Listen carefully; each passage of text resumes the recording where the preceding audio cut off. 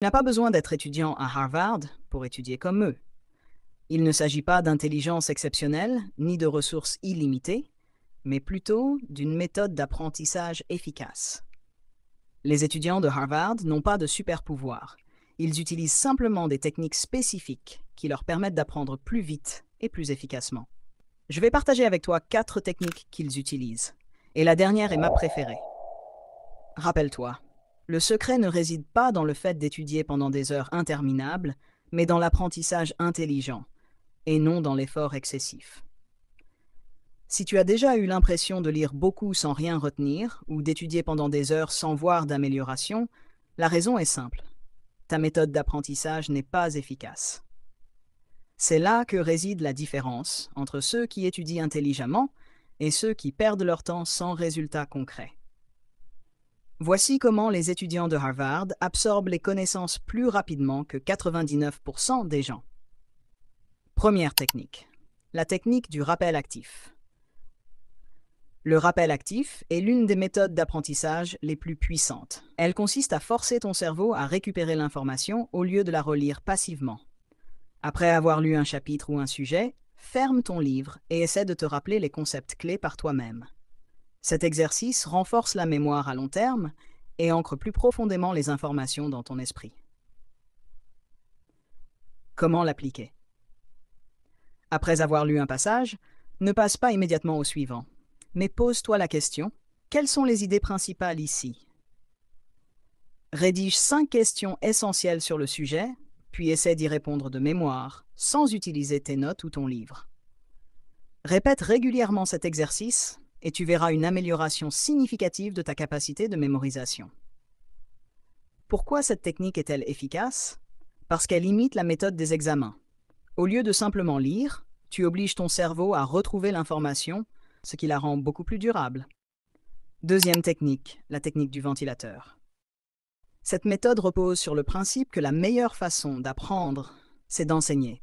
Lorsque tu expliques un sujet à quelqu'un d'autre, tu es obligé d'organiser tes pensées et de simplifier les informations, ce qui te permet de mieux les comprendre. Comment l'appliquer?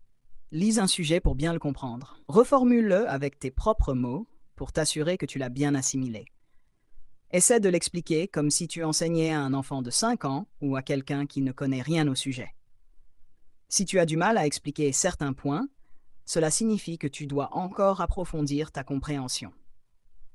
Cette technique t'aide à identifier tes lacunes et à renforcer ta confiance dans les connaissances que tu acquiers. Troisième technique, l'une des erreurs les plus fréquentes est d'étudier pendant de longues heures sans pause, ce qui entraîne une fatigue mentale et une baisse de concentration. La solution est la technique 50-10, basée sur le fait que le cerveau peut se concentrer efficacement pendant une durée limitée avant d'avoir besoin d'un court repos. Comment ça marche? Étudie pendant 50 minutes avec une concentration totale. Prends une pause de 10 minutes. Évite les écrans et les distractions pendant ce temps. Répète ce cycle 3 à 4 fois pour une productivité maximale sans fatigue. Pourquoi cette règle est-elle efficace? Parce qu'elle maintient ton cerveau actif et prévient l'épuisement mental. Des études montrent que travailler avec des pauses régulières améliore la concentration et la productivité sur le long terme. Quatrième technique, l'environnement d'étude. C'est à mon avis la technique la plus importante, car ton cerveau associe des lieux à des habitudes. Ton environnement de travail joue un rôle clé dans ta capacité à te concentrer et à assimiler les informations. Comment créer un environnement idéal? Choisis un endroit sans distraction. Évite d'étudier dans un lieu bruyant ou avec des distractions comme la télévision ou les réseaux sociaux. Aie un espace de travail dédié.